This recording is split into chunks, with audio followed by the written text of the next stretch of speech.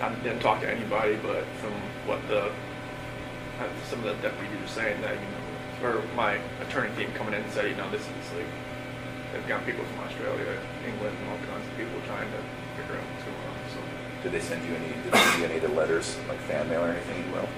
Well, I got letters, but I couldn't keep them with me, so like I could read them like on my hour out. But it's like I got a bunch of just letters that had no return address and stuff that was just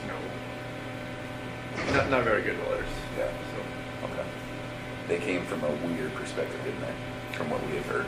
Definitely. There was one person, I guess, from Broomfield that was like writing like 4 times a week trying to come visit me, and then there was just a lot of people like writing that was like bleed through markers saying, like you're a monster, all kinds of crazy stuff. All right. Well, we're going to talk about some hard issues today, but I don't intend to take you to a dark place today. Okay. I hope that when we're done, you'll feel better. I hope it'll be therapeutic. We're going to talk about, obviously, what happened with your family, and so that's going to be hard to talk about. I appreciate anything you can tell me about it. If you need to take time out, if you need to get a tissue, that's fine, right? I think it'll be very good for you. It'll be good for us. And so one of the reasons I asked about that national attention is we were aware that you were getting a lot of letters, a lot of interest, and then us personally as law enforcement, we got so many people who claim to have known you, claim to have been with you, dated you, slept with you, and 99 times out of 100 they were just crazy people, right? And so maybe that's a good place to start. Had you heard about any of that? John Walsh, told me about some dude from Wyoming. Yeah. Trent? Yeah, it's that guy. That blew my mind. I was like, who the hell is this guy? And who told you about that? Attorney John Walsh. Oh, okay. Yeah. Do you mind if we talk about him? Yes. Graham and I interviewed him. You had to? Yes. A waste of our lives. Yes. So Trent, in summary, Trent came in and said, met you online on a dating app, had a few, casual but quick sexual encounters with you. And let me be very clear. Not only are we not here to jam you up today, we're also not here to judge you. And if there is anything like that, you can imagine we've heard way worse, way different, So if it's true, I hope that you can just casually say, this happened. It wasn't as bad as he said, but maybe this happened. So his story was met online, met you, and it was a time when you were experimenting with maybe men. And so he said he met a couple times, met his friends, went to an apartment, had a couple of meetings in a parking lot, and then that was basically it.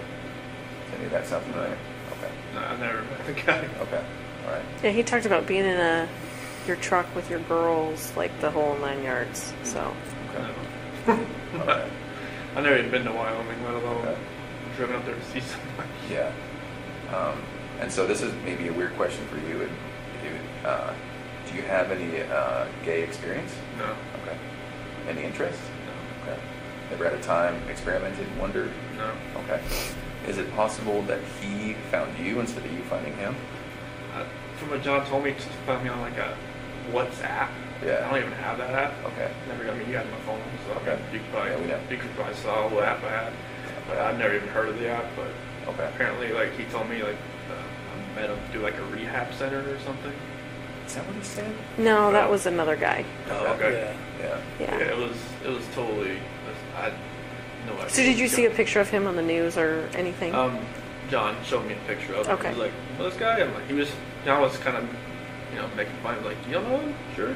I'm like, no. So you saw it and you were like, no way. Yeah, I was just Big like- lips. Did you see his giant Yeah, lips? it's just like, I have no clue who this guy is. And he's somewhat memorable. Yeah. If you met him or talked to him or got to know him, you might remember. He was kind of meek, Yeah. but also a little bit flamboyant. Mm-hmm. He did fake lip, or not fake lips, but injections. Uh-huh. He was very into skincare and makeup. And he mentioned that one of the times, just as a gift, you got him some skincare products. Mm-hmm. Does any of that sound familiar? No. Okay. You can imagine all the stuff we're dealing with. Okay, so that's one. Mm-hmm. Trent Bolds. There was another gal that you were dealing with. Amanda McMahon. Have you ever heard that name? No. John showed me a picture of her. Okay. Oh, you did see a picture of her too? Yeah, he had like. Yeah, that's the same. To the Yeah, side. it's, Does that look familiar? that's the same picture he showed me on the Okay. MSO one. I was looking, I was like, who's that? He's like, oh, you don't know her either? Yeah. I was like, no. Yeah. He said it was like a Chick-fil-A parking lot rendezvous or something. Right. And that's just not true. That's what she's No. claiming. Okay. Only one been one Chick-fil-A in Colorado. That was the one in Broomfield, Highway 7. Okay. That was it.